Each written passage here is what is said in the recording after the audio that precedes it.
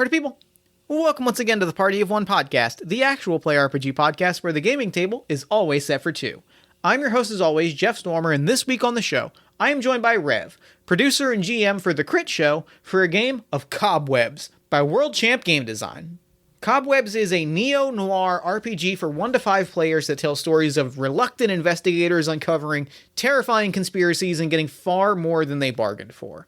It is inspired by podcasts like Limetown and Tanis, comics like Mind MGMT, or movies like Under the Silver Lake or Mute, as well as the works of David Lynch like Mulholland Drive and Twin Peaks. On a related note, cold, cloudy evening here in Philadelphia, 45 Fahrenheit, 7 Celsius.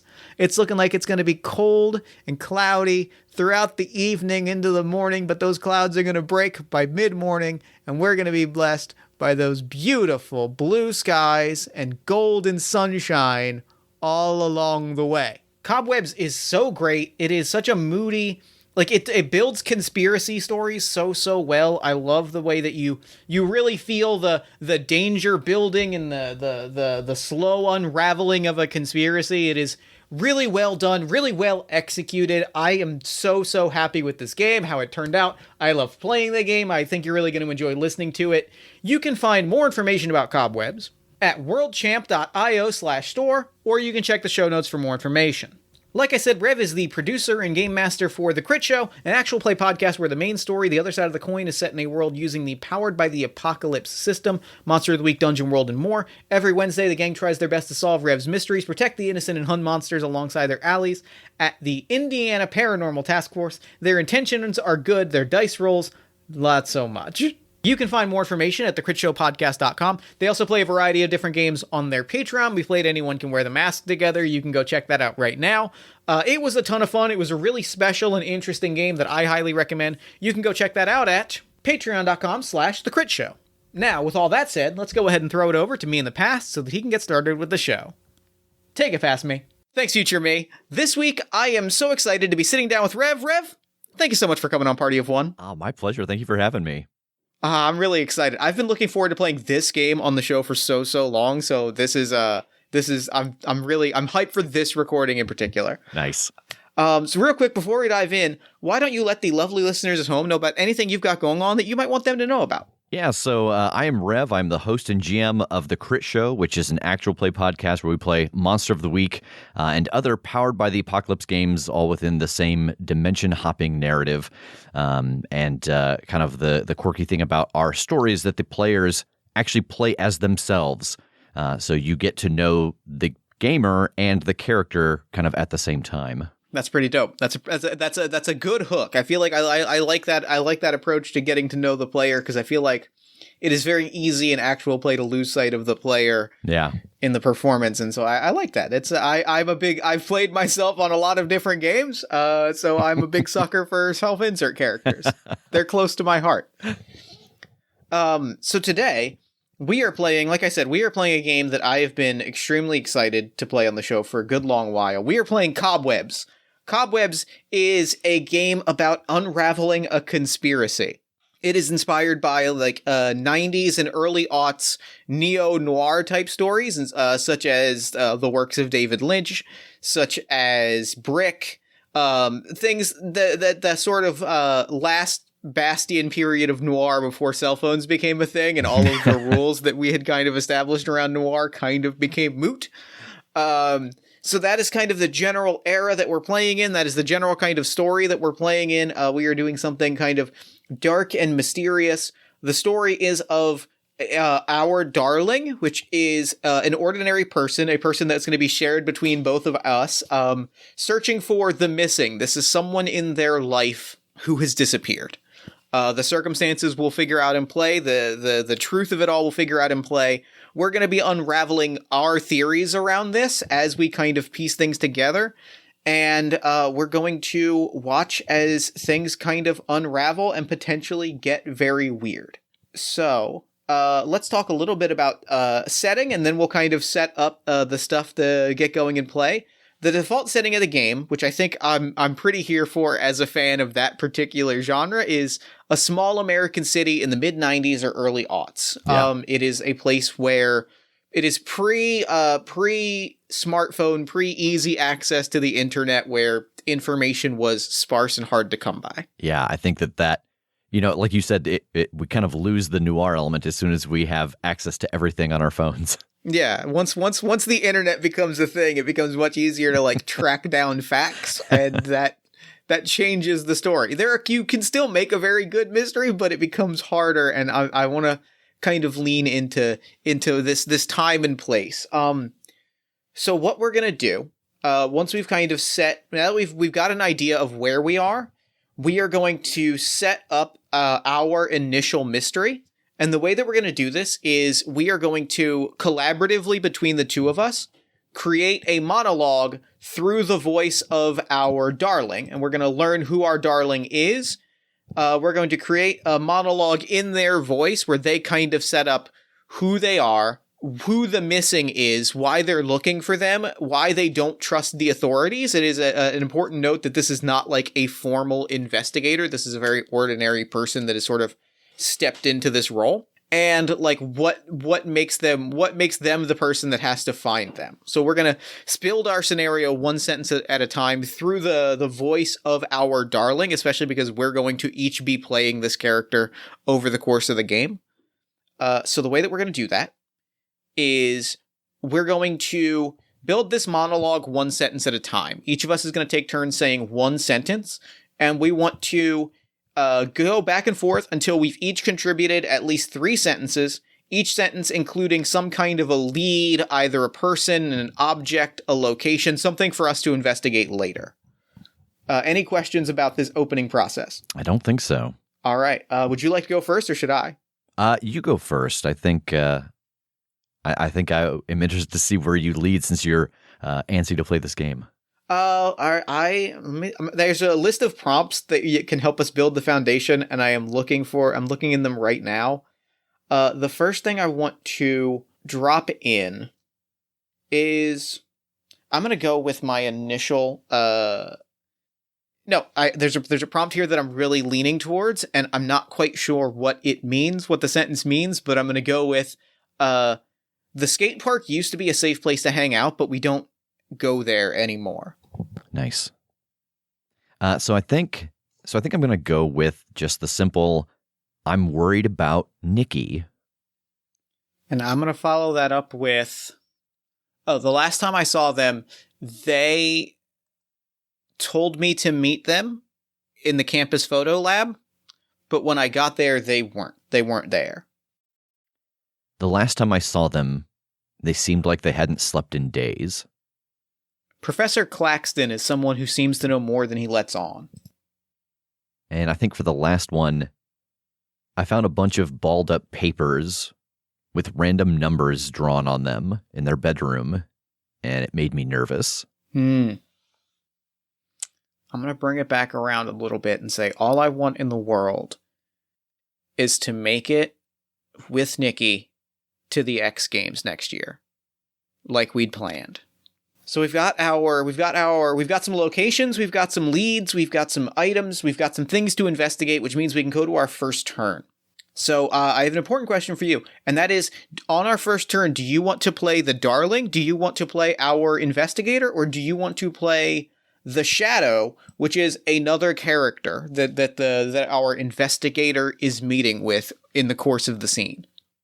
And then from there, we'll go back and forth and we'll trade those 2 roles from scene to scene. I think I'll be the shadow first. Okay. So then I'm playing our investigator. So what is going to happen is we're each going to roll some dice.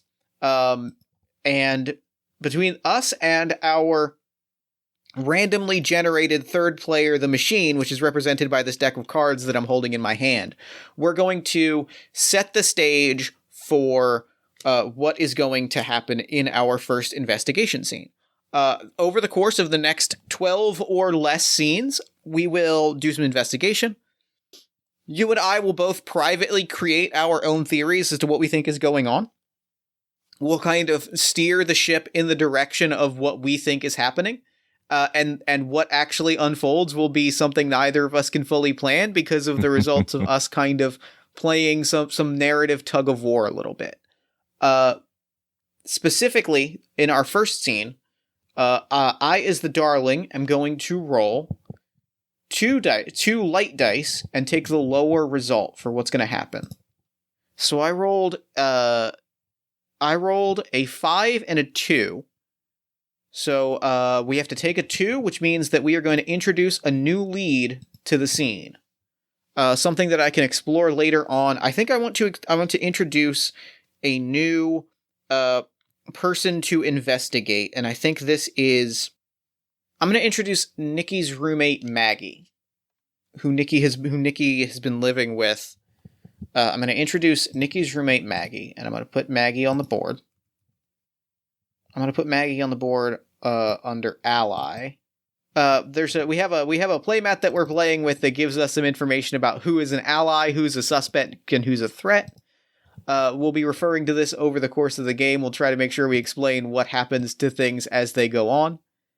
But right now, I'm introducing the character of Maggie. I think she's an ally. I think she's somebody that I'm talking to try and get a handle on where Nikki has been lately. That is the lead that I want to introduce, and that is who I'm going to propose you are playing as the Shadow. Okay. What you're going to do as the Shadow is you're going to roll 2 dark dice and take whichever result you prefer. Oh, nope, never mind. That's backwards. Yep. Early scenes, you roll 1 dice and take 1 dice. So you rolled a 6, which means on your dark dice, you rolled a 6, which determines my relationship to Maggie, which means I was wrong. Maggie is a threat. Maggie is openly antagonistic towards me. No one ever suspects Maggie. So collectively, we're going to decide what kind of scene this is. Our options are am I conducting an interview? Is this me asking Maggie what is happening and trying to get truth of the situation through Maggie? Am I conducting research? Is this free form? Like, am I just digging, finding information? Or is this a scene about concern for safety where I am given a way out of this that I don't accept? You know, with the introduction of Maggie, I almost feel like the first scene is our darling kind of rummaging through the room and Maggie coming in. Ooh, I like that. I like that a lot. I like it as I like the idea that it's not I like the idea that it's not an interview. I like the idea that this is research, and I am doing research on one of these other leads. I'm going to say I'm doing research on the balled up paper full of numbers, but having Maggie in the scene as an antagonistic presence to that is very interesting. Yeah. So the last thing that we're going to do is we're going to color the scene. We have, like I said, we have a simulated third player. Traditionally, Cobwebs is played with 3 players, but there are optional rules for playing with 2 people. So I'm going to flip a card out of a deck of playing cards.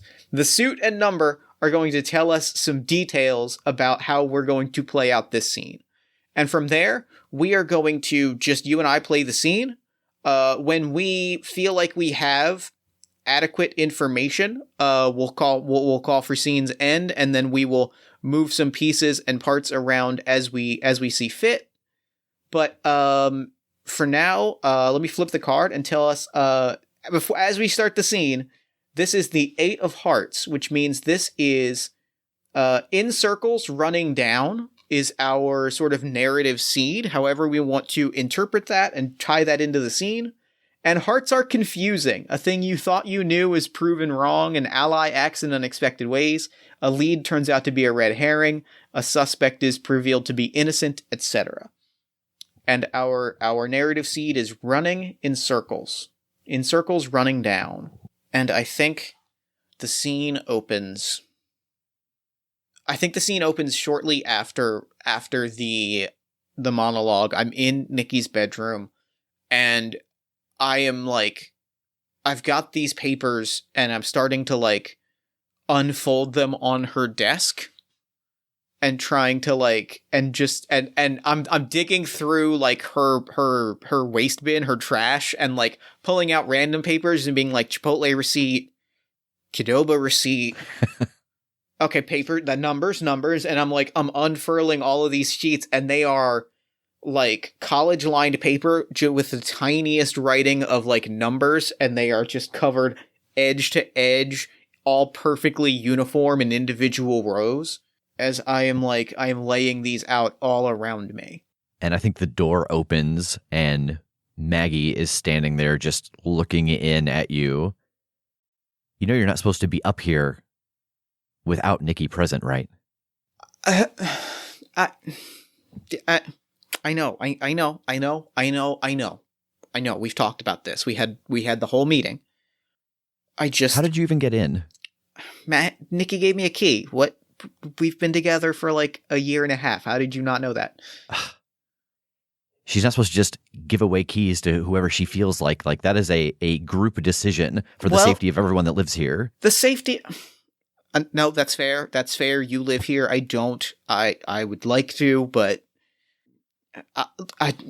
Maggie, can I just have like 5 minutes? What are you even looking for? And I look back at the papers. I'm not really sure. Maybe you can... I take my glasses off. Maybe you can help. Maybe you've seen some more of these. I'm just trying to figure out, and I hand her one of the crumpled up sheets of paper. Like I've flattened it as much as possible. Are there... Maggie, I'm going to ask you a question, and I ask you just to be your normal level of judgy, not like extra judgy. And I do not say that with I'm not trying to be judgy when I say that you're going to be judgy. It's what I like about you. Go on. Are there any more pieces of paper like this around? Maggie looks at it for a couple of moments and rolls her eyes and walks over to one of the closet doors and opens it and pulls down a stack of like 17 notebooks and just picks one at random and flips through the pages, and you see that every page is the same way. Oh, you mean like this? Or this one? Or this one? Yes, that's exactly what I'm looking for, Maggie. Thank you. That's What exactly do you think? I mean, this is just... look at this. This one, I think, was the dimensions of an old bedroom when we were thinking about moving into that place. This one is the number code for the color of a website that she was working on. Like, these are just the way that she keeps track of, random things that happen to have numerical connections. You're probably just looking through her bank statement. No, her bank statement's actually that one over there. I don't ask me how I know that. You're right.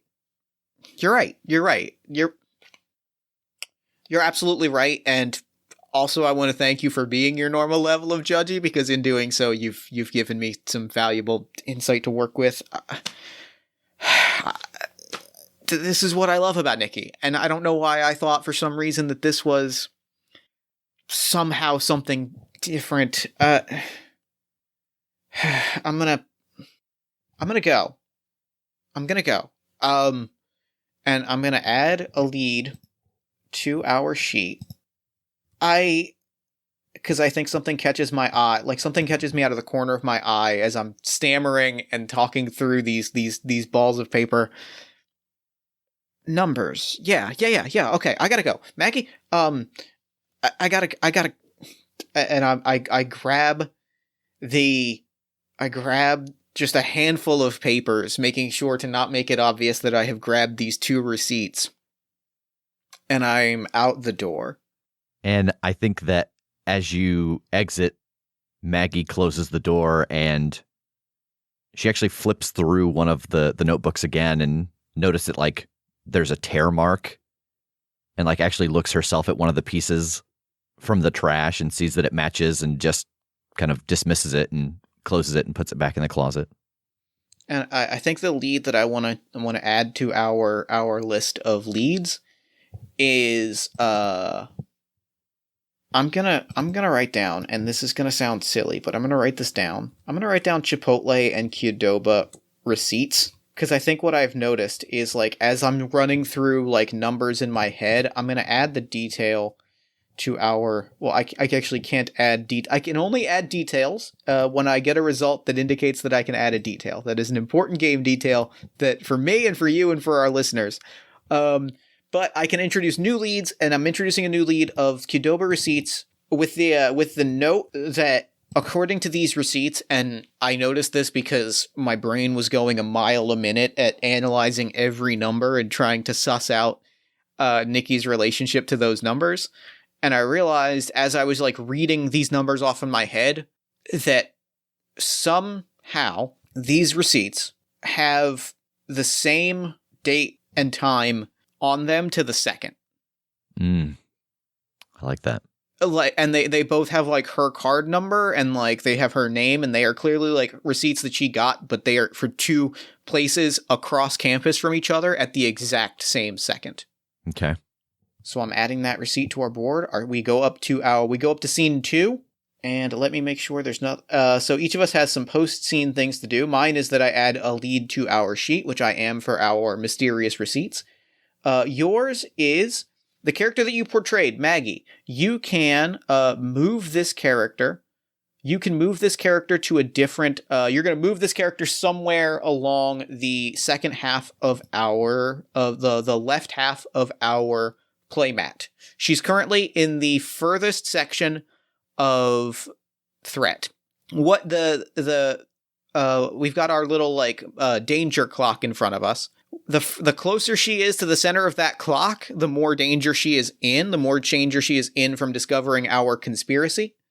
And the category that she's in determines her relationship to our protagonist, our darling. So you can move her to one of the other categories, or you can move her more closer. You can move her one category closer to the threat. Oh, Maggie. I think that the conversation there, and with the ease and I think the conversation there and the ease with which you left moves Maggie to the ally. Okay. Like, I think that it was not the big knockdown drag out she might have been expecting when she found you there. I like that. I like that a lot. That's very good. Which brings us to the last thing is we look at what the machine does after a scene. We've drawn our scene to a close. We move to the next highest value, which is we move to the next highest value. So we move to scene 2 and we start again. And we have no danger tokens on the board. That is, yes. All right, so we move to our next scene of investigation. We'll roll our dice again. All right, so my dice, one of them has landed in the center, which I believe means I have to up the danger by 1. No, I made that up. So one of my dice landed in the center area of our playmat, which is where our danger tokens live, which means I can change the value on that dice if I would like, but I still have to take the lowest value because we are still fairly safe.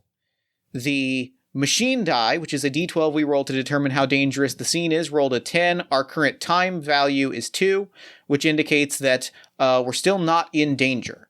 We're still fairly safe. That's not going to last for long. The number that I have to take is a 4, which means I'm going to add a detail to one of our leads. Your number is a 3, which means the character you're going to be playing is, I believe, a suspect. And our scene options are memory, concern for safety, or conducting an interview. So yes, as you are our darling, what scene do you want to go after? What were they again? Memory? Those dice would be... Yes. So memory, conduct an interview, or concern for safety. Also, our roles have swapped, so you're the darling now, so I'm the shadow, so I'm playing a suspect. That's exciting. True. I think it's an interview. My impulse is to interview someone at Chipotle or Qdoba. All right. I think that works. I think I'm gonna add a character here. I'm gonna put them under suspect, and this character is gonna be Max, who is the assistant manager, because assistant manager is. If you can have a manager or an assistant manager is always funny. Yeah. At the Qdoba. Yeah. Max is a little older than you are. Max is in his 20s. And he's, I think you and I'm going to ask you this. Yeah. What do you and Max have in common? What do you share that makes this a friendly relationship? A class. Okay. think that we have a class together or had a class together. I'm gonna say I think I want it to be I feel like it should be photography because we've established that the photo lab is a place on campus, and I feel like having a photography class. And the card that I've drawn as we start our scene is the 5 of clubs, which is tying up a loose end, but mysterious, which is things are not what they seem. Something thought to exist is shown to be real or not real. Physics or time act strangely. Your fundamental understanding is brought into question, etc. And I think our scene opens. Max puts down some tacos and chips in front of you and is already halfway through eating one of them. And it's like, I've only got 20 minutes for my break. You've really got to add. If you got I appreciate this, but judging by the phone call you gave me, I don't think this is like a social visit. So if you've got questions, you've got 20 minutes. Yeah, no, Max, I really appreciate it. The thing I'm trying to figure out is, look here, do you see the time and the date on this receipt? Yeah. Okay, so I just came from Chipotle. Is that Nikki's receipt? Yeah. Why do you have Nikki's receipt? Because it was in her trash with a bunch of other numbers. But look at these numbers. Look at this. And I hold up the Chipotle and the Qdoba receipts together. These purchases took place at the same time. The exact same time. I can't believe that Nikki would eat at Chipotle. I'm messing with you. I think you're missing the takeaway here, I know. Max. I'm messing with you. I'm allowed to mess with you. You're my friend. Yeah. That one's a forgery. The Chipotle one's fake. She was here. I saw her. She's here every single day at that time, almost on the dot. She is as much as you could have a usual at a Qdoba, she is a usual. She's here every day at that exact time, like to the minute. You know, it's how we've started gauging our shifts based on her walking in. We know when about the lunch is over and dinner is about to start. Okay, now I appreciate that, but why would someone forge a Chipotle receipt? Like I was there. They said that this receipt is accurate. And I mean, no one knew Maggie there, but here's the extra detail that I want to throw in as taking on the role of the machine for a moment. Yeah. I'm going to ask you a question. I'm going to throw you a machine question. Okay. What did you do with Nikki last Thursday at that time that wasn't eat at a Qdoba? I think we were sitting outside, like under a big shade tree on campus, looking at one of her photography portfolios. And it had some really cool, like, photos of the skate park, like what it used to look like, and like kind of an evolution of the park over the last 4 or 5 years, or maybe even kind of the degradation of the park. I think that I think it is I think the park, like, you're looking at photos and it looks cleaner but more sterile is the only way to describe it. Like, you know, the first photos, like, there's some graffiti and there's some scratch marks, but it looks like a skate park that people hang out on.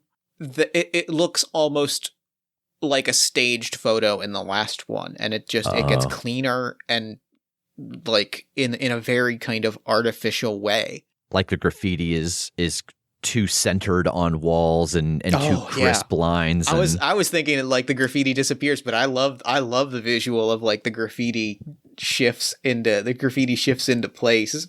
Like, shift is too centered. The words are a little too legible. Yeah. Right? Like, it stops looking quite like graffiti and starts looking like a graffiti font. Yeah.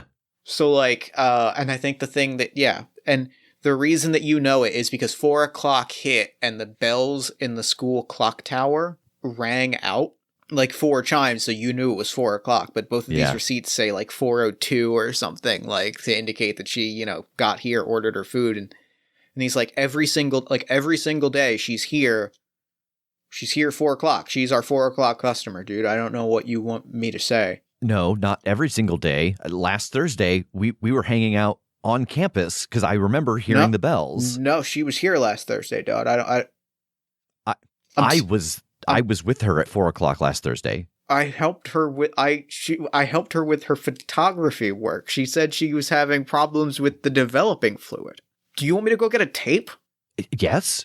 Oh my if you have one, I would love to see it. I cannot. Okay. Mark, I'm putting this stuff in the mic. I'm gonna put this stuff in the back, and we're gonna microwave it, but we're not gonna have it touch anything. It's gonna be totally safe. You were never back here. Absolutely. And he takes you to the back, and you're watching the tape, and at 4:00 on the dot, she walks in. Last Thursday, like the date is on the corner, like there's a date stamp and a time stamp, and last Thursday, there she was. And I think I kind of blink my eyes like really heavily 4 or 5 times and lean around. Like that sounds ridiculous, but lean around the screen and look at the wires and like, how is someone faking this? And just kind of slump. But that doesn't make any sense. I mean, I was with her, wasn't I? I don't know, dude. I'm telling you. I mean, you weren't there. You weren't there at 4:00 last Thursday. I don't know what you're thinking, but like, you're not on the tape. Frick. The regional manager's here. You got to go, and you got to go out the back door. Oh yeah. Okay, I'll get you your food. We'll bag it and we'll have it out to you in 5 minutes. But you got and like he is like shoving you out the door. And I think kind of the button of this scene is that as I get pushed out the back door, in the distance, we hear the clock toll 4 times. Mm-hmm. And I just kind of look up into the air. Yep, that's very good. All right, so you get 2 on any of our lead cards, and you can just say it outright, and you don't necessarily need to have to like type it out, but you can say it outright. You can add an important detail onto any of our lead cards, as you found more information about one of our leads. Meanwhile, I'm also going to move Max over to ally. Boy, I almost want to say that the detail that we add is that the receipts are, I've lost the one English word that I want. I hate when that happens. It's the worst. They're like, certified that they are. Oh yeah, they're like legit. They are. Yeah. You've proven that they are. Now I've lost the word. You've proven that they're like legitimate and like certifiable or quantifiable or yes, like you've verified the existence of these receipts. Yes, and that they were both correct. Yeah, I love that. That's a good detail, and I feel like we added a lot of good details to the scene. And now, real quick, I'm gonna take a moment and write down a quick note. Because some part of Cobwebs is we're both writing down. We should both be like tracking. You don't necessarily need to write it down in actuality, but track your theory on what is unfolding as we go and as we swap roles and play back and forth. So we go back. Now it is scene 3. So I am playing the Darling in this scene, and I have rolled a 2 and a 1. So I'm going to take 1 and add a new lead. And we have here memory and research. I kind of really want to do a memory. Yeah. I think memory feels like the right call. And I think it feels like the right call. I would love to propose that this is Maggie's conversation. Or not Maggie. This is Nikki's conversation. Because it's a memory, we can swap out who the protagonist character is, and I have a proposal. Mm-hmm. I would love for this to be Nikki, as the bell chimes 4, we flash back to last Thursday because we saw what Nikki was showing our protagonist, our unnamed protagonist. We saw what she was showing them, or showing us on our, in her photo books. So I would love to know what she was showing Max. So the bell rings 4 and we flash back to last Thursday as Nikki walks into the Qdoba and meets Max and has lunch with Max. Yeah. And because you rolled a 1, you're going to be playing this as an ally, which makes sense because I've moved Max into the role of ally. Yeah. So I'm going to ask this. I know that, so you're the shadow, so I'm going to throw this to you. What is the thing, like, I think our camera opens on, we hear the bell ring, right? Yeah. Our darling wanders off to continue the investigation, and the camera kind of pans back over to the restaurant, and Nikki is walking in and waving down Max, and I'm gonna throw this to you as the shadow / machine here.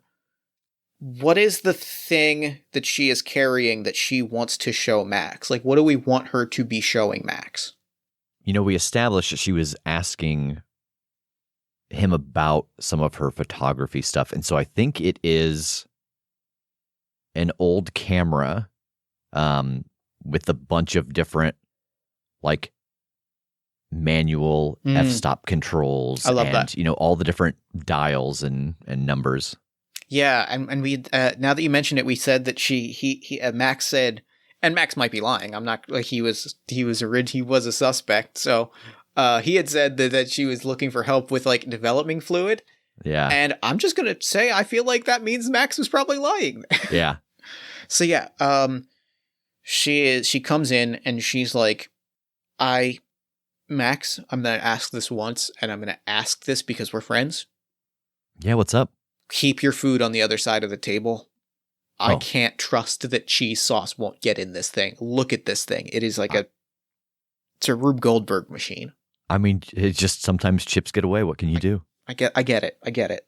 So you like stepping away from digital, or? Does that sound like me, Max? In the time that we've known each other, have I ever not been a little too into computers? Yeah, I mean, that's true, but I don't know why else you'd carry around something like that with. Good Lord, that looks ancient. Yeah, I don't. It was in my chair. Like when I got to the room today, when I got to class today, it was in my chair. And I brought it up. I asked Claxton about it. He said he had never seen it. He said he hasn't taught an analog class in 2 years. And look at this thing. I mean, here's what I wanted to show you. And she pops the lid off of it. Look at, like, not to get all numbers on you, but like, look, like, does anything in here look worn to you? Worn, like, just old or out of date, or? Like, has been used. Oh. No, I mean, it seems pretty, the outside of it looking like it does. The inside looks, that's kind of spotless. I would expect to see, some weird marks or, I don't know, like little specks and stuff like that. It's somebody, I'm gonna bring this to the lost and found. Somebody must have restored this thing. Because, like, I mean, this looks like, I was reading the textbook. This stuff is cutting edge, right? Like, is there any film in it? And she pops it out, and there is. And she's like, there is, but that means I'm gonna have to develop. God, I hate developing film. Oh my God. Can we just, like, hold it up? Is that a thing that you do? I think I've seen that in a movie. You just kind of hold it up. Oh, yeah, like after it's exposed, I think it's okay to... Wait, that I can't remember now. Which one's the film thing? Is it that exposing the film ruins it, or... This is a good conversation for us to be having in character as well as out of character. And it's a movie, so we'll just say it works if you hold it up. Yeah. So I think we hold it up, and an important mechanical detail that has just unfolded. Our machine die, which determines if the scene has gotten more dangerous, rolled a 1, which means, and because we're on scene 3, that means we add a danger token to the board, which means I'm going to ask you, what's on this film reel that represents a danger token getting put on the board and our investigator becoming one step closer to their untimely end of their investigation? I think it's a photo of the moment that Nikki is not living right now. It is a photo of our protagonist and Nikki underneath the big shade tree looking at an album. Fuck. Yeah, that's exactly. And she's looking and she's like, "Is that son of is that who I think it is?" What? God, that's so small. Is that is that you two? That's him. It's and that. Wait.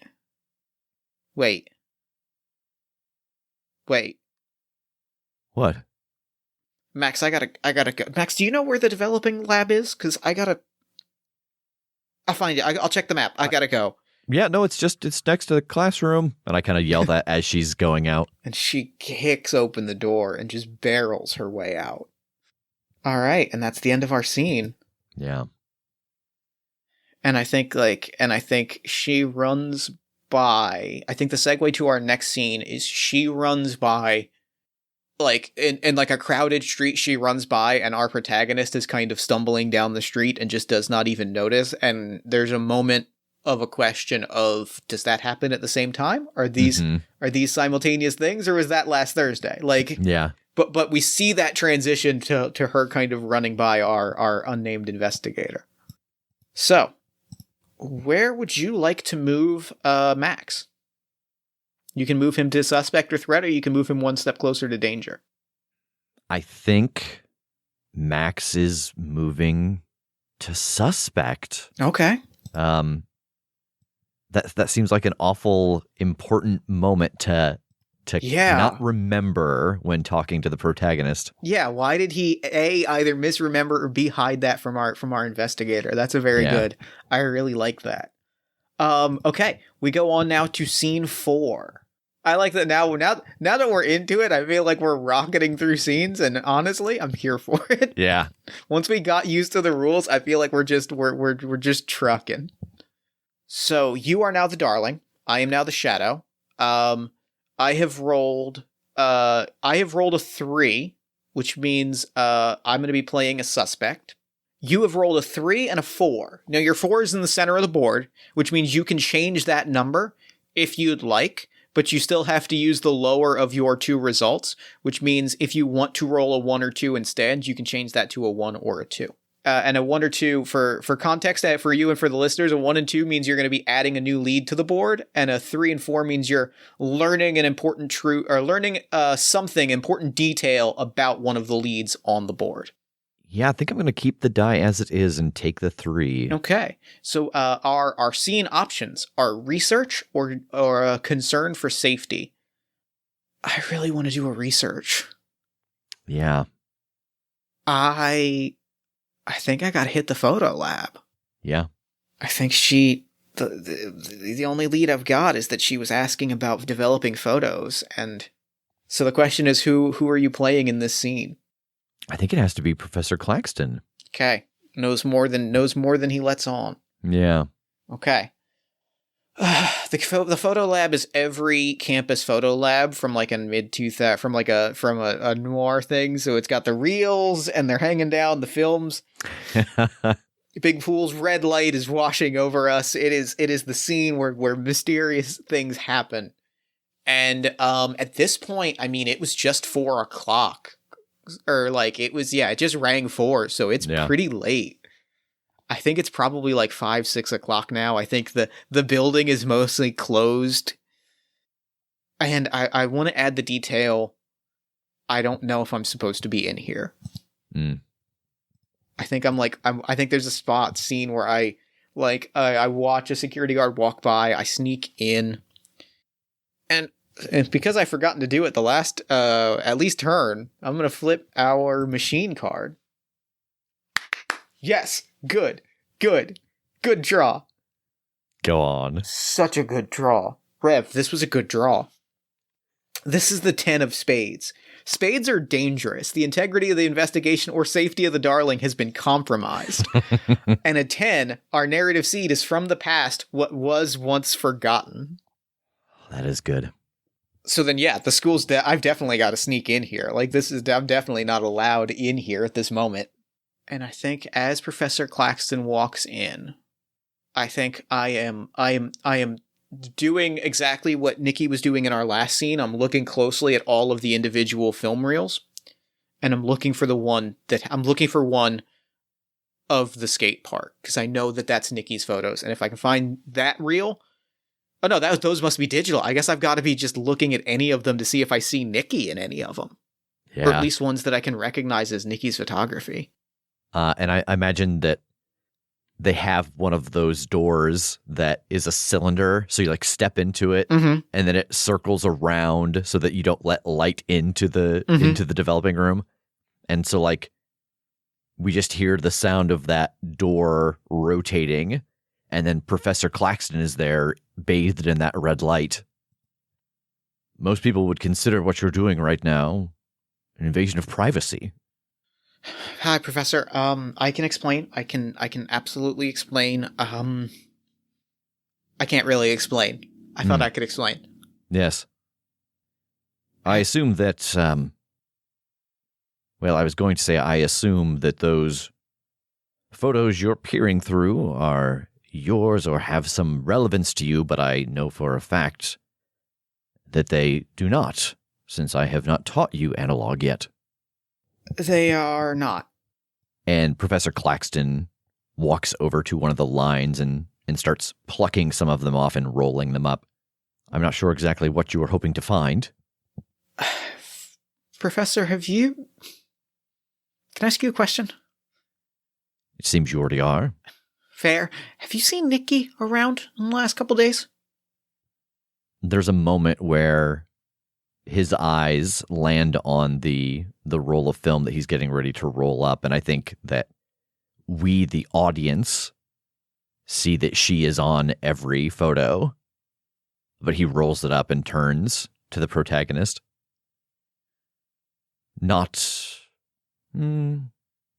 since class last week. Why? Shh. I thought that she might have been doing some work here. I haven't seen her the last couple days. You know, doting boyfriend. You get it. Yes. Just, and I kind of scribble down, I guess I scribbled down my dorm landline number. I scribbled down my dorm land. If you see her, can you call me and let me know? I'm a little worried. That's all. You understand. You young love. You get it. Yes. Yes, of course. If I happen to see her, I will most certainly reach out to you. Appreciate that. I guess I'll see you around. I'm sorry. Don't mention this to security. I'm gonna be on my way. Yeah, and as you start to go, he steps and blocks the door, and puts a hand on your shoulder, and then smiles. Doesn't say anything, just smiles, and then steps aside for you to step into the revolving door. Weirdo. As I step in the revolving door, not quite quiet enough for him not to hear that. And I step through the door, and the scene ends with that door closing shut. And the detail that I want to add to Professor Claxton is seems to. I mean, I guess the detail that I think is most important here is that Professor Claxton is hiding photos of Nikki. Yeah. We don't know why, but that is the detail that I want to add to the Professor Claxton. Yeah. So the question is, do you want to, I know what I would do, but do you want to move the Professor Claxton card on our playmat? Yeah, I think he needs to move to threat. I'm shocked. I'm shocked at this development. I can't believe it. Who would have thought? Yeah, right? Okay. So we move to scene 5. We have one token on the board. Hot dice, baby. Wow. Yeah. Okay. Oh no. Just a a very interesting mix. Very interesting mix. So we rolled 3 6s, 2 light dice 6s, 1 dark dice 6, which means that we are absolutely guaranteed to find out an essential truth about one of our leads right now. The 3 scene options, with you as our darling, I will give you the option to pick, are concern for safety, are memory, or explore a location. And I, as the shadow, am going to be playing this as a threat. And I think I'm going to I think I'd like to propose a new threat, but I don't know. But I'm going to let you set the scene, and then I'll introduce a character to the board. Okay. And last but not least, a 4 of spades, which feels right, because it's still dangerous. This was a good roll, because Yeah. a lot of stuff is happening right now in game terms. We know so this scene, I'm going to be playing a threat. You're going to find out an essential, irrefutable truth about one of our leads. And I'm adding a danger token to the board, because our machine dice rolled a 1 and we're on scene 5. Yep. And the card that we flipped for our machine prompt is the 4 of spades, which means this scene is dangerous. Your safety is compromised, the clue is tainted, a suspect flees, and the environment becomes hazardous. And the tag is that the police make their presence known. I think it has to be the skate park. It's gotta be the skate park. That feels like the only place. So then I'm gonna have to make, if I'm making a threat, it's gotta be, and the police are making their presence known, it's gotta be Sergeant Hamsby. Oh, I'm gonna go Sergeant. Again. Yeah, I'm gonna go Sergeant Hamsby. Sergeant Hamsby, big mustache, big mustache. I'm gonna say think Burt Reynolds right before he died. Yeah. He died. Think Burt Reynolds, like old Burt Reynolds is the way that I would, if we were casting this movie, this would be Burt Reynolds in like a cameo role. What are you doing at the skate park? I am standing in front of a wall of graffiti, staring at it, and then walking up to it and examining the edges and like scraping at it and stepping back and looking at it again. And I think you hear a click immediately. Hands on the wall. Drop the spray can. I don't. It's just a rock, and I hold my hands up and drop the rock.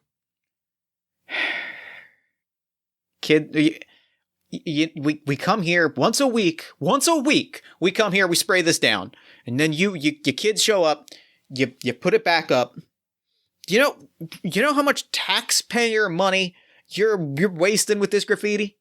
And I look over my shoulder. What, you mean this gets cleaned every week? Every single week this gets cleaned.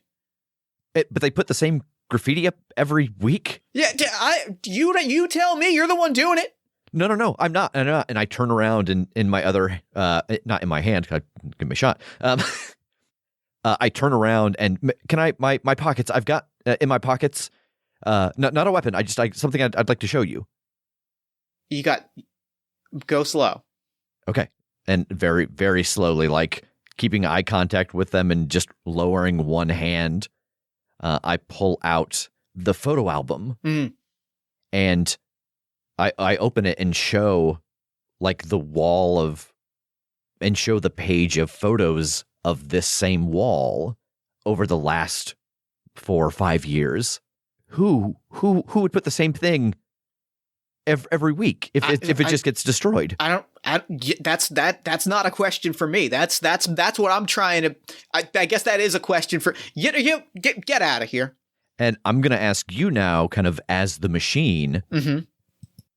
What is this graffiti of? This graffiti, I think it is. It's numbers. It's numbers, right? Like it's numbers. Yeah. And the numbers keep coming back sprayed exactly the same way. And I think you are chased off, and we kind of see these numbers, and we see these numbers and get like the briefest flash aside of a tiny piece of paper on one of these sheets of paper. Like on one of there's a tiny sheet of paper with one of the sheets of Nikki's notebooks, like the page ripped out of it, and the numbers match exactly, right? Like it's the next it's numbers in exactly the same style, and they've just been getting clearer and more uniform and more, like I said, it's starting to look like a font. It's starting now to just look like the same kind of uniform number writing that's lining every page of Nikki's notebooks. And I'm gonna move Sergeant Hamsby down one level. I think he's still a threat. I don't think he's a suspect, but I think he's an active antagonist. But I do think that he's actively I think we've established that he's actively involved with like the graffiti, which is increasingly seeming like a key part of all of this. Yeah. So I guess this is your big question. What's the essential truth? What piece of truth did we find in all of this? Or do we want more investigation time to figure that out? I mean, I think that's not really a truth though, as much as an interesting fact. The fact of it all being recreated every week exactly isn't exactly a truth. I could propose one. Yeah, please. Break the rules, but it's our rules. It's our show. It's our game. Yeah. If the numbers were on Nikki's notebook, maybe the truth is that she knew what these numbers represented. Yeah, I think I want to add to this the idea that, she knows what these numbers are and that, we see it in a scrap of the notebook. Yeah. That it also matched the settings on the camera in the flashback. I like that. That's real good. I think that's perfect. And so okay. I think it's time for our next scene. All right. We've got a 1. So our number is a 1. I'm going to be our darling. And your number is in the middle of the table, so you can decide whether you want to play an ally, suspect, or threat in this scene. And our options are explore a location or conduct an interview. I want to conduct an interview with Maggie. Okay. Maggie, and you can decide how you want to play Maggie. Since you rolled the 5, you can decide if she's an ally, suspect, or antagonist. You don't have to tell me until we're in the scene. But I gotta talk to Maggie. She's been looking at these notebooks, and the numbers are starting. It's gotta come back to these numbers, right? Like we thought it was nothing, but it's gotta be something. Yeah. And I think that's where we open, right? Like, we open with in their shared like room, their shared apartment's coffee or like dining room, and I'm just pacing. That's I know you said it was dimensions of a house and bank statements and homework and the photos, I've printed out the photos. All the photos from the album are on the table. But look, like, numbers, and then they follow through, and... Does it... Please be as judgy as you can be and tell me that this does not make any sense, because it kind of makes a lot of sense to me. What about it makes sense to you? That numbers on a piece of paper match numbers on a wall? Like, what about that makes sense to you? $6.79. Oh, there's some numbers. That's my McDonald's receipt from yesterday. Okay. Then here's my question, Maggie. Why is the number from your McDonald's receipt on the wall? That's a coincidence. Okay, bad example. 679. That's the amount that you paid at McDonald's. Yes. Also on the wall. And I flip to a random page. Here, the apartment that you were looking at last fall was 679 square feet. That's a weird number of square feet, Maggie. Okay, so Is this like the red car thing? Like you hear that red cars cause more accidents, so you just start to see red cars everywhere? Maybe. Maybe. Look. And she goes over and she picks up a different notepad and she opens it up and she just points at a random spot. You see here, for example, like that number is not here, but it very much is. Yeah. Okay. I don't know, Maggie. I don't know. You're right. I haven't seen Nikki in a few days, and this is new, and this is a level of stress that I'm not aware of. I was not ready for. So I'm gonna go, and mark my words, I'm not gonna come around anymore, because I think being here when Nikki's not here and I'm worried about Nikki is messing with my head. I think you should take a little time and just find some way to decompress. Find something you enjoy doing, and I mean, you know she's going to call you when she gets home. That's exactly what I gotta do. I just gotta She's going to call me when she gets home. She's going to call me when she gets home. That's what's going to happen. And I know that. And I know that's what's going to happen. So, okay. It's fine. All right. I'm going to go. And I think as I stand up very kind of calmly, and I slam the notebook closed, grab it, and like march, not quite scrambling, but like in a very clear, like, I'm probably not supposed to take this with me, but I'm taking it with me way, but in this way of like, you're not gonna stop me. Real quick, what is the card? Oh my God, we didn't flip a card. The card. I know. This could dictate the end of the scene. The card is the King of Clubs. Clubs are mysterious. Things are not what they seem. Which feels exactly right to her pointing at a number and saying, this is not that number. Yeah. But the prompt for the king, this does set the tone for what happens next. Yeah. Narrowly escaping with all limbs intact. So I think we're gonna take a bit of a turn here. That as you slam the door, we see the clock on the oven in this shared, space turns to the number we have seen on that wall. Yep. And as the door clicks shut, you hear an explosion from inside the room. Oh, I didn't see that coming. That also reflects the fact that we added another danger token to our board, now bringing us to 3 danger tokens. If we get to 6, our investigation ends. Yeah. That'll do it. That'll cause that'll cause some drama.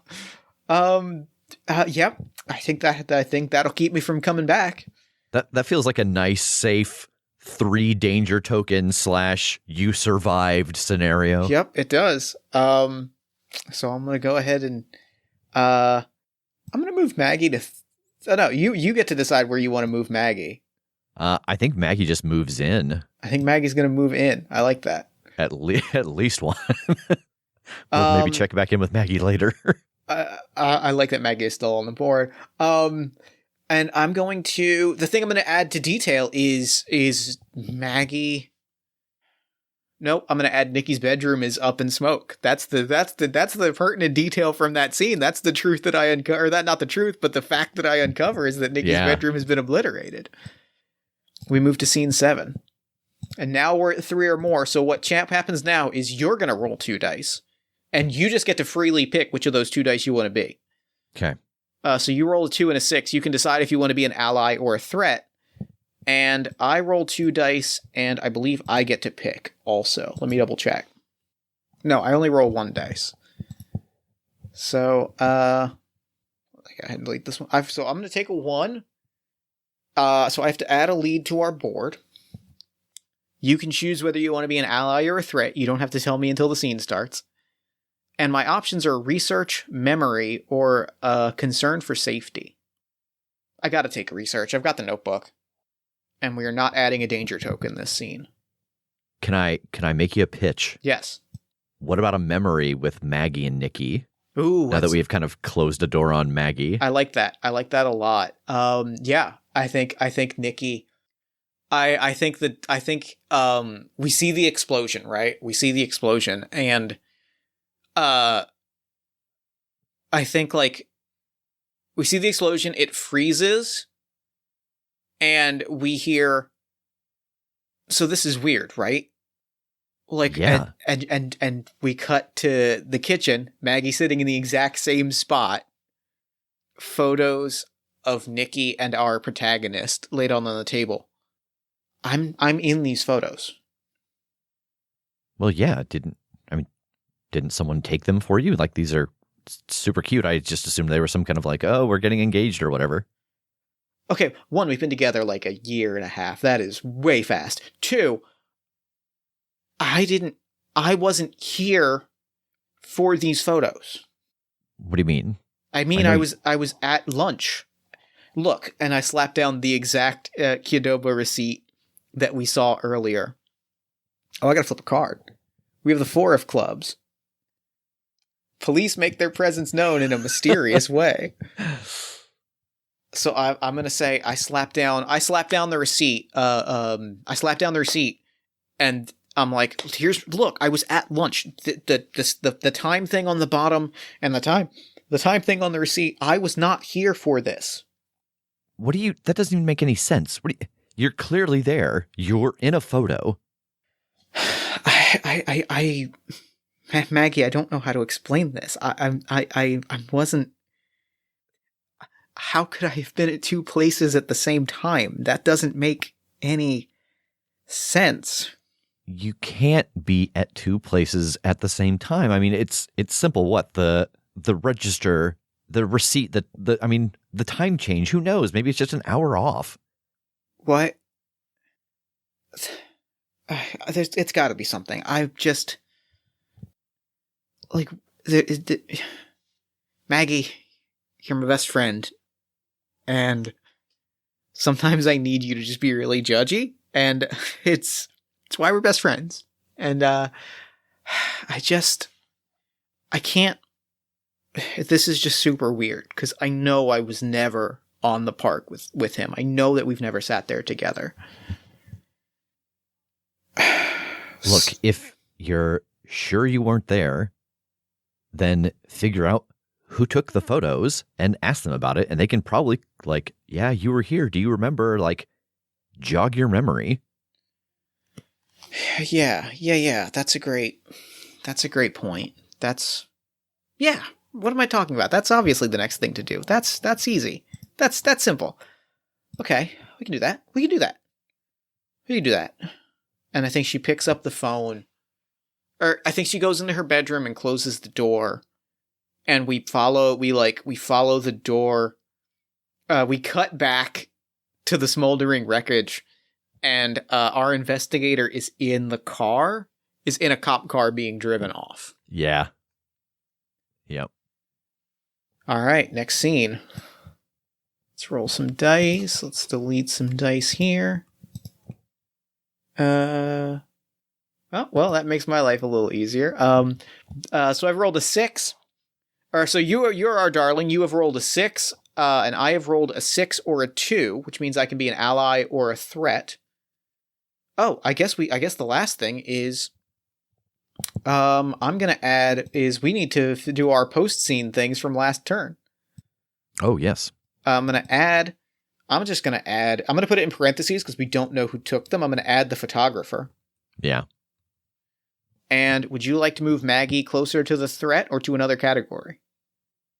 I think she moves closer to the threat. Poor Maggie. Yeah. So our options for this scene, would you like to get a concern for safety, explore a location, or conduct an interview? Our scene prompt is dangerous. And our prompt is in circles running down.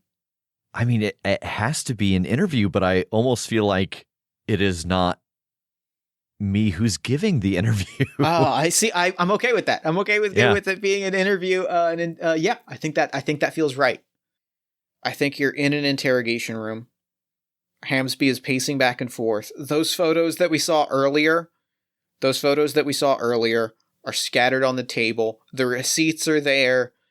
Everything is there. I'm walking back and forth. You said you hadn't seen her in days, and yet last week, the last time anybody saw her was with you. Yeah. That's the last time I saw her. That's what I'm trying to figure out is I don't know where she went after the fact. You tell me. I'm starting to get a picture of a you're wandering around looking at her pictures, looking at anywhere that she might have been. I'm starting to get a picture of a little bit of a jealous boyfriend covering up evidence personally. What do you mean? I mean, look at these photos. Look at those. That's a loving couple in those photos. Oh yeah, picture perfect couple. Who'd you pay to get these pictures taken? I didn't. That's the thing is I'm trying to figure out. I remember this moment, but I don't remember this moment. Oh, how convenient! You remember being there. You remember getting the picture. You remember Klaxon or whatever their name is. You remember them the three of you hanging out, big teacher parent conference. Beautiful picture of a happy couple, and yet you don't got any idea of what happens after that. How convenient for you.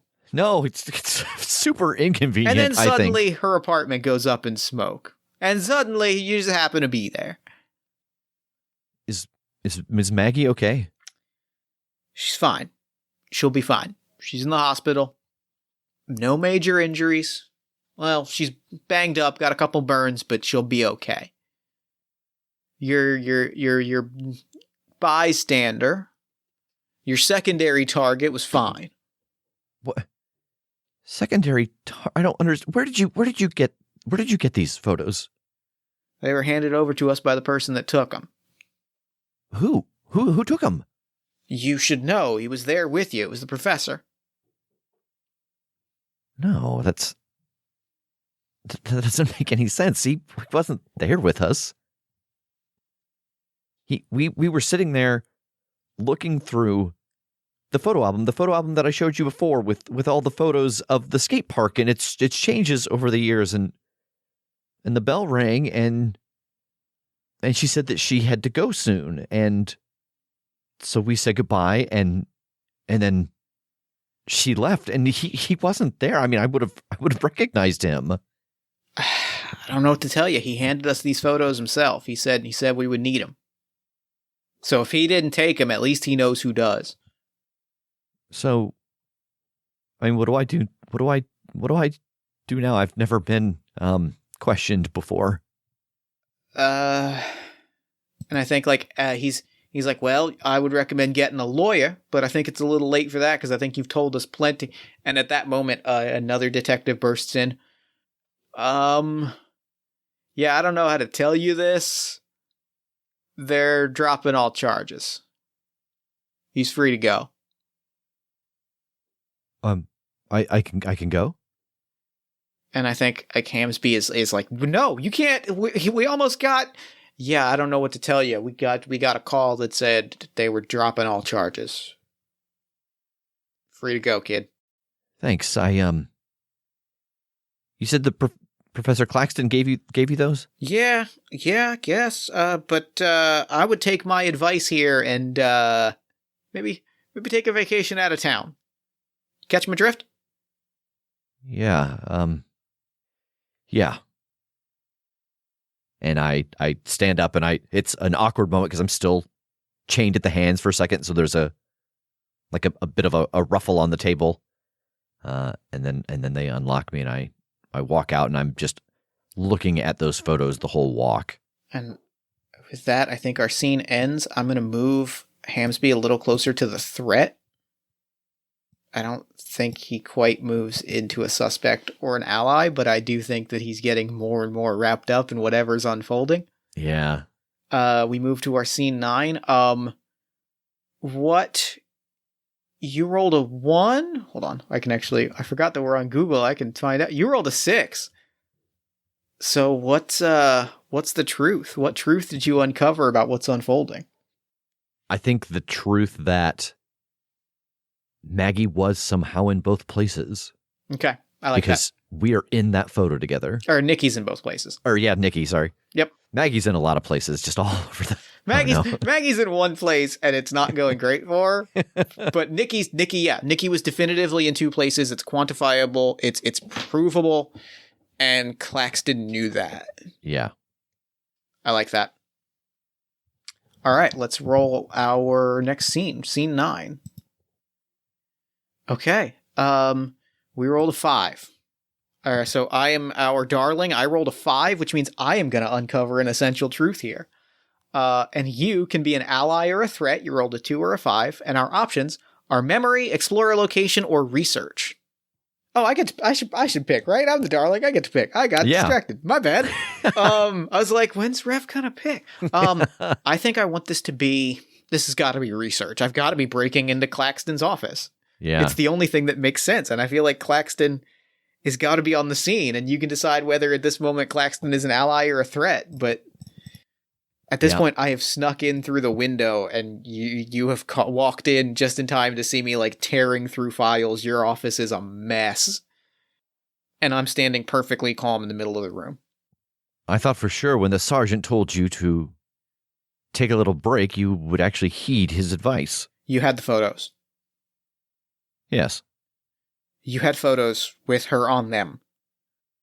And you. Yes, and I asked you. And why did you lie to me? Why did you lie to me? Did you blow up Nikki's place? Was that you? Is that... Because otherwise it doesn't really make a lot of sense to hand those photos to the police, Claxton.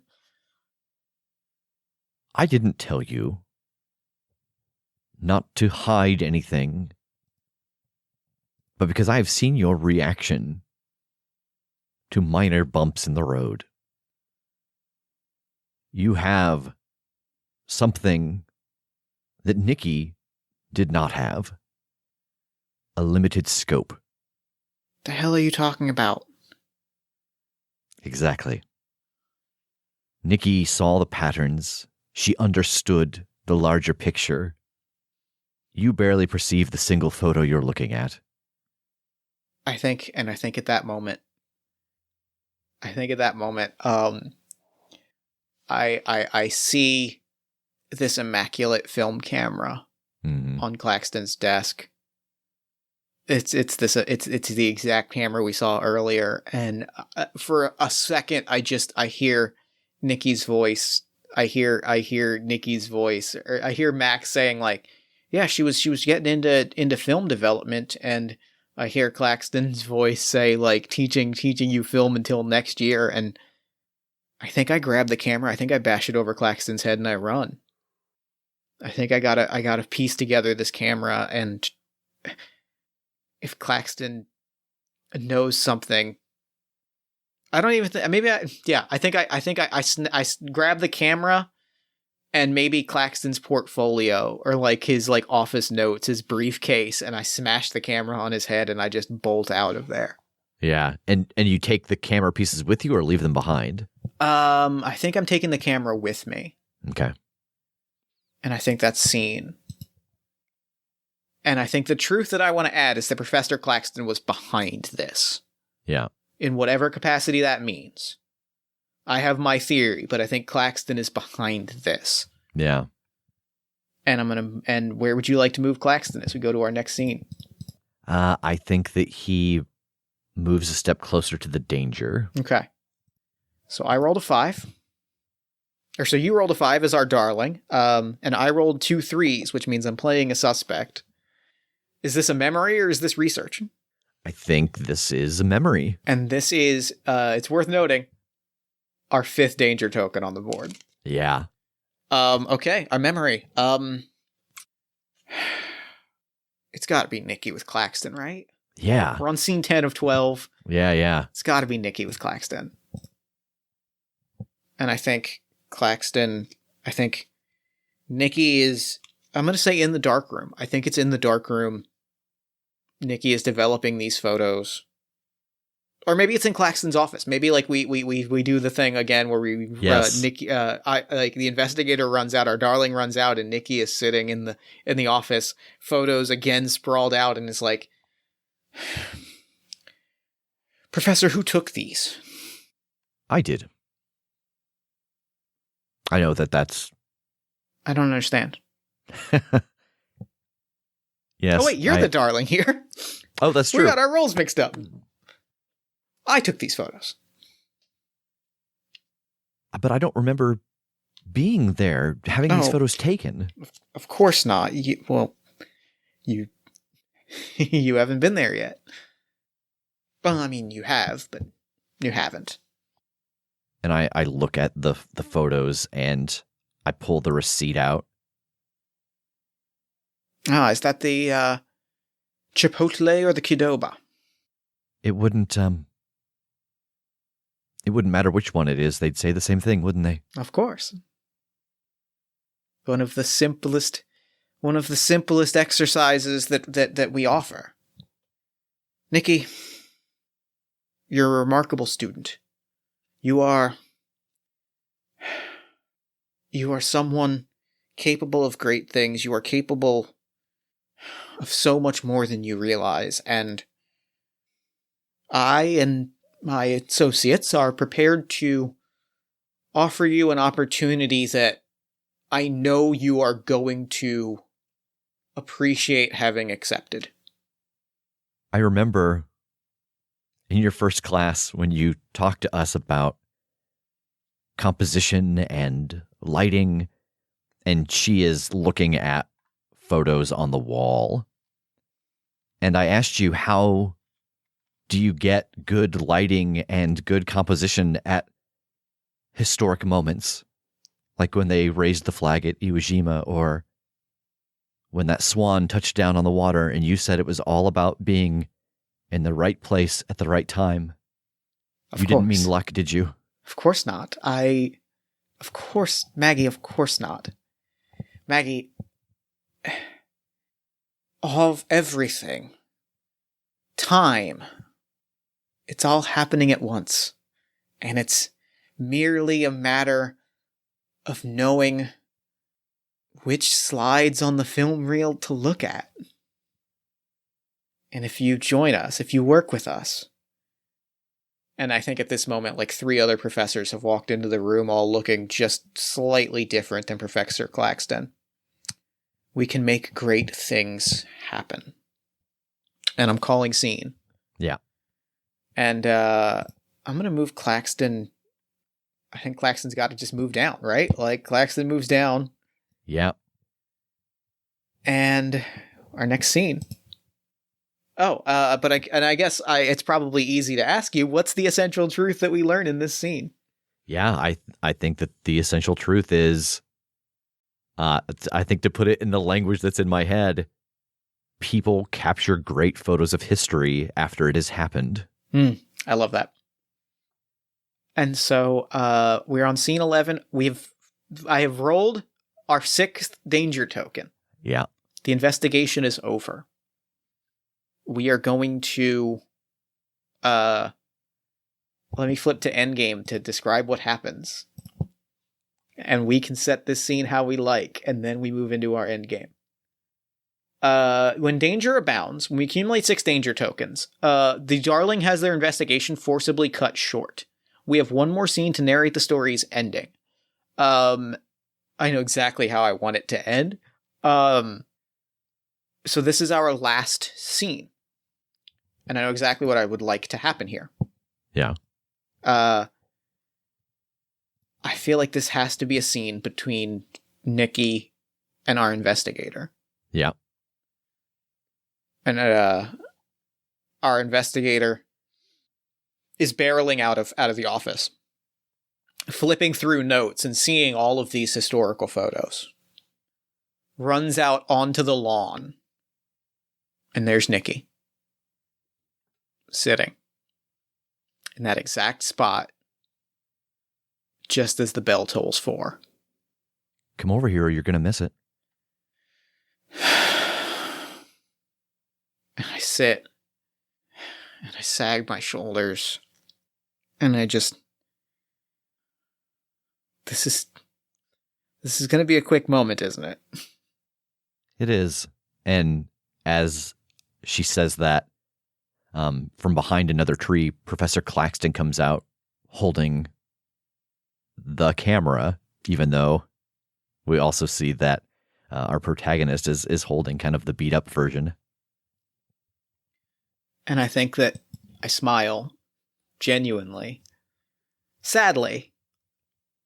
A sadness behind my eyes, a weight behind my eyes, but happily, I'm here with her one last time. And I turn and hold his hand. Don't worry, I think we'll see each other again, but for now, well, that was my one caveat, was that you had this to look back on. So don't forget to smile. And now we move into our epilogue. So our epilogue is exactly the same as our intro. We're each going to take turns giving sentences. These are one-sentence things. We're going to go back and forth until we've contributed at least 3 sentences. These can be from the perspective of any character that we've met. I would love to throw out the first one. I think I've got a good one just to set the tone and set what happens. Yeah. And real quick, sorry, what page is the epilogue? The epilogue is on page 39 and 40. There are no like preset prompts, so we can just make whatever sentences we want. Okay, cool. I think the first sentence is, is Maggie talking to Hamsby like, yeah, I never saw him again. He just kind of disappeared off the face of the earth. I think the next part of this epilogue for me, gosh, I almost don't want to say this one because it feels like the last one. I feel like they're all going to feel like the last one. Yeah. So that's kind of the magic. Yeah. Is that the protagonist checks the skate park every Thursday. I like that. I think Max looks at his watch the next day, and 4 o'clock rolls around and nothing happens. And Max starts to look around as if something is wrong, as if Max is going to be the next to dig into this. I think that we see Professor Claxton taking down one of the photos on his wall and putting up a new one of something monumentous that's happened in the last 4 or 5 years. And the style of it, we can just barely tell that it looks stylistically like the photos from the photo album. I love it. I think we get a shot of Maggie sitting quietly, like in her hospital bed, a notebook in hand and like some homework papers next to her. And we pan over her shoulder, like we come around over her shoulder and we see her notebook is just numbers and she's just writing them in one at a time and just kind of idly doing it, like really slowly, but just slowly filling in these lines of numbers. And I think we see almost a time loop of Sergeant Hamsby getting out of his car every week and chasing someone away that we don't see. Mm-hmm. And then the last time he steps out of the car and it seems like he's getting ready to say something, but he notices that there's no one there. Mm. And the last thing I want to say is I think that we see over his shoulder, there's just nothing. The graffiti part, the park is just pristine, as if no one has ever set foot in here. Yeah. And that's game. Yes. Yeah. Oh, man. Dope. Oh, it was good. Yes. That was real good. I'm so happy with that. That was fantastic. Oh. We almost got there. We almost had it. We got close. Oh. It was good. I want this job. How do we become a time traveling photographer? Yeah, right? Like how do we nab that one? Oh, thank you so much for playing this with me. This was awesome. Yeah, thank you for having me. This was good. This was real good. Oh, Real quick, before we wrap up, where can people find you and your work online? You can find really everything that I help create and produce at thecritshowpodcast.com. You can find me on Twitter at RevDeshane, and you can find The Crit Show at The Crit Show on Facebook, Instagram, Twitter, Twitch, whatever you're looking for. All right. Well, thank you so much for doing this with me. This was so dope. And for now, I'm going to throw it over to me in the future so that he can wrap up with the show. Take it, future me. Thanks, past me. And thanks again to Rev for coming on the show. That game was really special. It was really cool and moody. And like we ended up telling a really interesting story with a really like fun, engaging. It was just a great mystery story. And I could not be happier with how it turned out. Be sure to pick up your own copy of Cobwebs at worldchamp.io/store, and be sure to check out The Crit Show or follow The Crit Show on Twitter at The Crit Show. Then you can follow us at Party of One Pod, like the show on Facebook at facebook.com/partyofonepodcast. Join our Discord community at bit.ly/partyofonediscord, and head to our merch store at bit.ly/partyofonemerch. If you enjoyed the show, consider leaving us a nice iTunes review or a Podchaser review.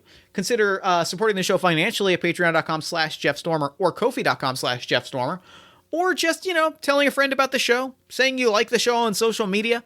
Any of those things help us do cooler things and bigger and better, and I really appreciate it. It just makes my day.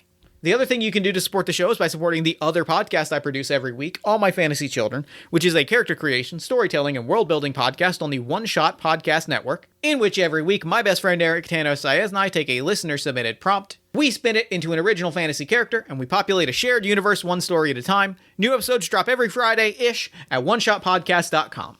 Party of One is produced and edited, as always, by Jeff Stormer and Jen Frank. All music for the show comes from the song Infinite Lives by Megaran featuring the D&D Sluggers, and the Party of One logo is by Evan Rowland. I want to wish you good luck on your projects, and I hope you have fun doing them. If you'd like to inquire about advertising rates for the show, coming on the show as a guest, or about press coverage of Party of One, you can email me at partyofonepodcast@gmail.com. And I think that's all we do here, so until next time, thank you so much for listening. Remember to fight the forces of fascism every single day. Remember that self-love and self-care are radical and defying acts of resistance, and as always, party on, everybody.